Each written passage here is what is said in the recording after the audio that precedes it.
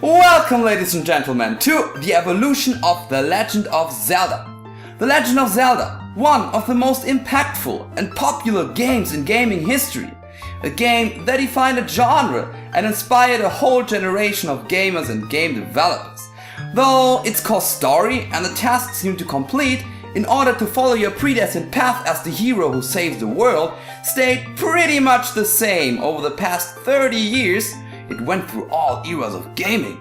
So let's take a closer look at the series and how it all started for the Western world back in 1987 on the Nintendo Entertainment System. But before we start, I have to say that I won't cover the handheld games in this video, simply because I think it would make the video longer than I feel it should be, and the games on the home consoles are the more popular ones, covering the main story.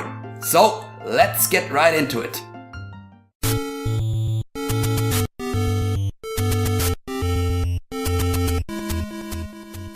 The Legend of Zelda, a revolution in its time, providing not only the fun and the well-known exploration in an open world, which was a brand new thing back in 1987, it was also a technical revolution by offering an inventory system and being the first game cassette outside of Japan that had a battery in its cartridge to make saving your progress possible, which was well needed, thinking about how big the game was.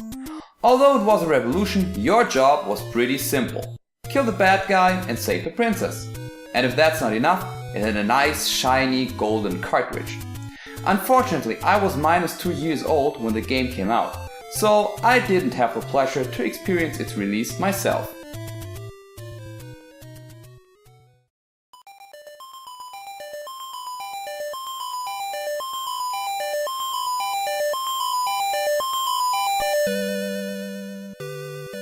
Zelda 2: The Adventures of Link is a direct sequel and came out 1 year after the first game.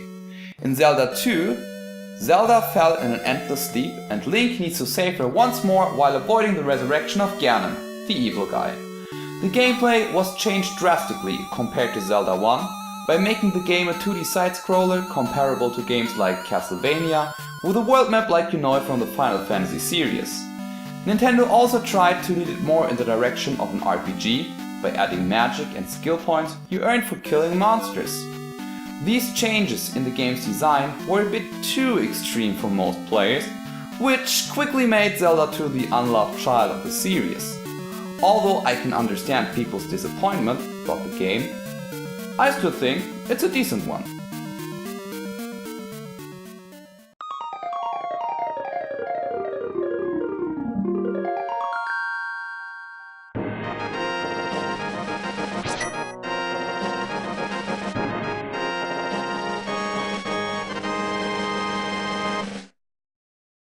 Look at that title screen, isn't it just epic? Zelda for the Super Nintendo put the game on a whole new graphical level thanks to the power of the new 16-bit console. I remember that the story was told in a nice little intro video you got to see when you started the game.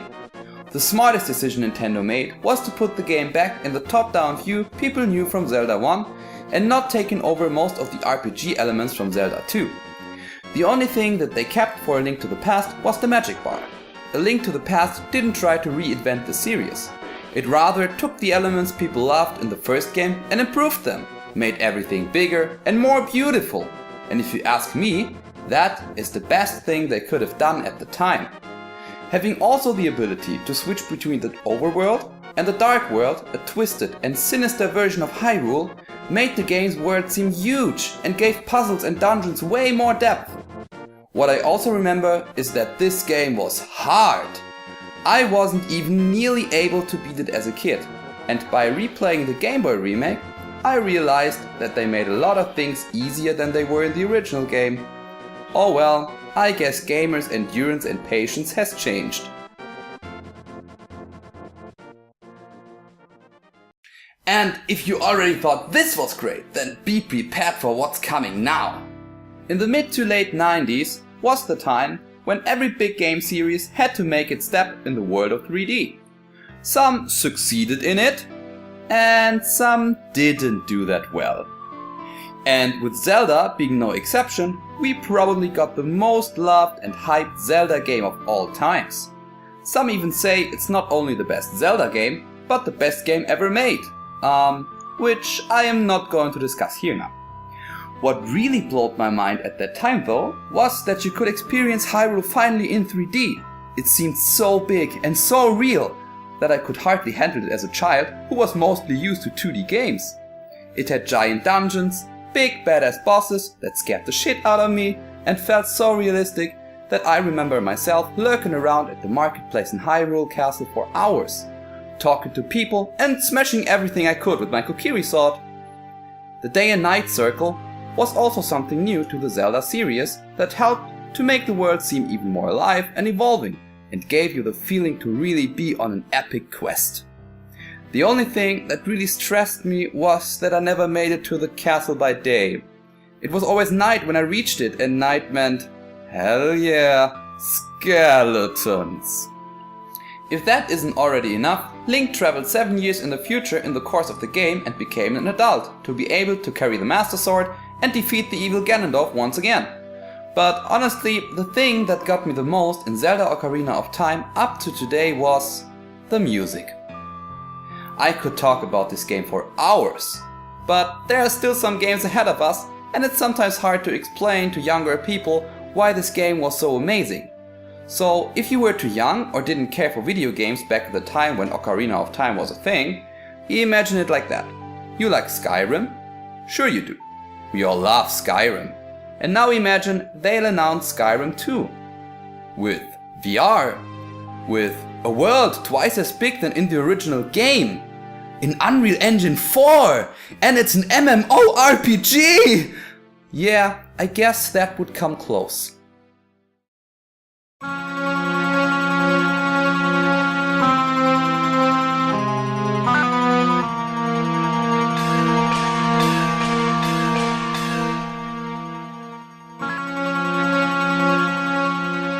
While it became pretty common that Link's adventures on the portable consoles weren't about saving Zelda and defeat Ganon, Nintendo always stayed with their traditional concept for their games on the home consoles. However, things changed for the first and only time with Majora's Mask. Although Majora's Mask was a direct sequel to the fan-favorite Ocarina of Time, it didn't take place in the world of Hyrule, but instead in a parallel world named Termina. In Termina, Link's task was to stop the evil mask that wants to destroy the world in 3 days by throwing the moon on the capital city Clocktown. And my god, that moon is easily the scariest moon in video game history, and fits perfectly in the game's overall dark atmosphere with its theme about death, despair and the end of the world. Side quests were a pretty big part of the game since it only had 4 temples, which was compensated by making you search for masks that played a big role in the Zelda or helping out the people of Clocktown. The game's 3-day cycle and how the mood of the people of Termina and Termina itself changed within these 3 days made the world of Majora's Mask seem alive. Every character has its own story, emotions and worries, and deals with the end of the world in their own personal way. Some ignore it and keep up their daily routine before they break down on the last day. Some deny the fact that the end of the world is coming, and others simply want to be with the people they love. I guess that's why I love this game so much. It's hard for me to tell what my favorite Zelda game is, but Majora's Mask comes pretty close, no matter if you like this game or not. It's an undeniable fact that Majora's Mask is the darkest, weirdest and most emotional game of the entire series.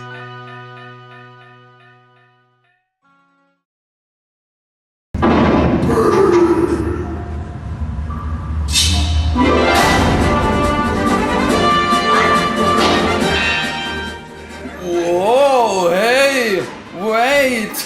What the hell is this? Nintendo, what did you do? This was most people's reaction when they saw the first trailer of the Wind Waker at 2001 Space World. And I gotta be honest, I was more than skeptical too. Especially since Nintendo teased us with a tech demo of the GameCube's hardware that showed an adult Link in an epic sword fight against Ganondorf in the style of Ocarina of Time. But once I had the game and started my journey through the endless ocean of the new flooded Hyrule, all worries were gone. the gameplay was polished, the characters remarkable, and the world was beautifully designed in a timeless cel-shading look. The story was way more traditional again, with Ganondorf and Link and Zelda who needed to defeat him. Also, Wind Waker introduced us to probably the most badass Zelda up to this day, because in this game she's not a princess but a pirate. A pirate captain. Yes, that's right. It was also great to see how Hyrule from Ocarina of Time changed in the last centuries and to walk on the path of the legendary hero of time. Wind Waker's only downside was the traveling by boat, which got pretty boring after a while, but they fixed it in the HD remake for Wii U. But even that is absolutely forgivable if you think about that you traveled on a speaking boat.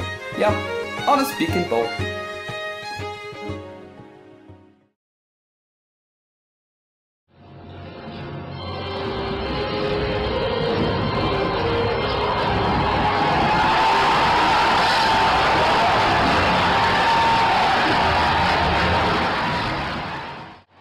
Twilight Princess, Nintendo announced the title all Zelda fans were waiting for, as you saw in their reactions. The game brought the series back to a more realistic style and tried to offer the experience, setting and hero that especially Ocarina of Time fans were waiting for. It also reintroduced the concept of a dark world, kind of like we already know it from the SNES title A Link to the Past. And even though I hated to play the dark world parts where you played as a wolf, I have to admit that it was a nice try to add something new to the game. What I liked a lot was discovering Hyrule and go to the places you knew so well from Ocarina of Time, like Lake Hyrule or Kakariko, and meet the different races living in Hyrule, namely the Gorons and the Zoras again. What made me a bit sad though were the dungeons. Twilight Princess had one of the weakest dungeons designs in the series of 3D Zeldas, and especially the Sky and Water Temple made it hard for me to continue, which is of course my very own opinion and you can surely disagree with me. But what Twilight Princess lacked in dungeon design was made up by one of the most epic showdowns against Ganondorf up to today. Unfortunately, Twilight Princess wasn't able to live up to people's expectations because it didn't even have the chance to compete against people's glorified memory of Ocarina of Time that was stuck in their heads. What's also a noticeable thing when it comes to Twilight Princess is the fact that it was the first multi-platform Zelda by being released for the GameCube, but also as one of the launch titles for the Nintendo Wii.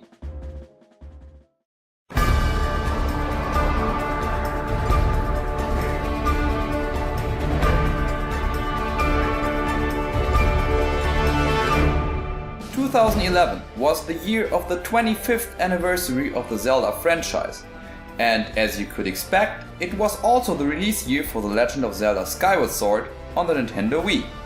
Skyward Sword is a special game in the Zelda timeline, because it's the prequel to all other Zelda games.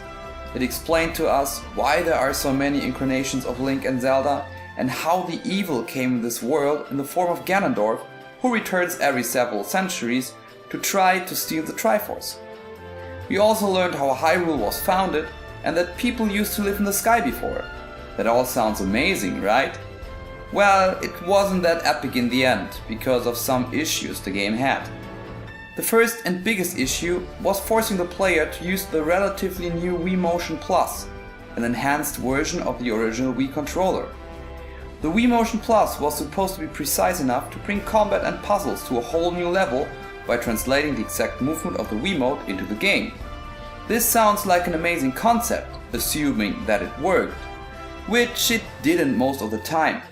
My personal feeling was that in roughly 70% of the situations in the game where you needed precise movement to make an exact sword strike to kill a boss or solve a puzzle, the tracking didn't work properly.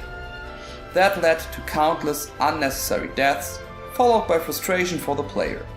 And the ironic thing is that nearly every boss in the game had specific mechanics where the exact directions of your sword swings mattered. What a mess.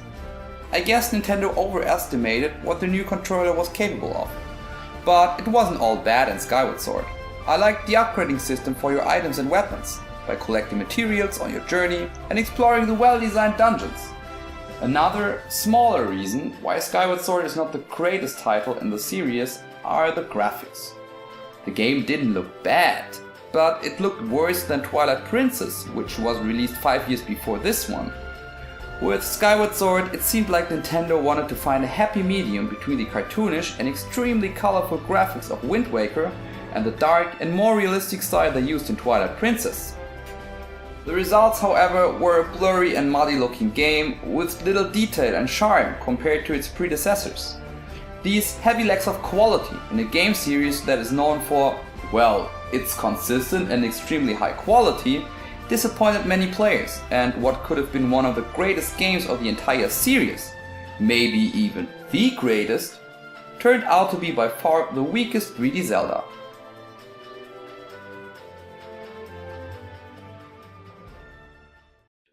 Well, that was the evolution of the legend of Zelda. Although some games couldn't always live up to people's expectations and make everyone happy, I'd say it's still hard to find a game series created with so much love, passion, and a high standard and quality as you can find it in the Zelda games. If you haven't played the games yet, but liked what you see, I could just highly recommend to do so. Wind Waker and Twilight Princess just recently got an HD remake for the Wii U, and Ocarina of Time and Majora's Mask got ported on the 3DS with enhanced graphics and a nice 3D effect. Also, if you liked the video, just share it with your friends, leave a comment, like it, and subscribe to my channel. And I hope to see you next time.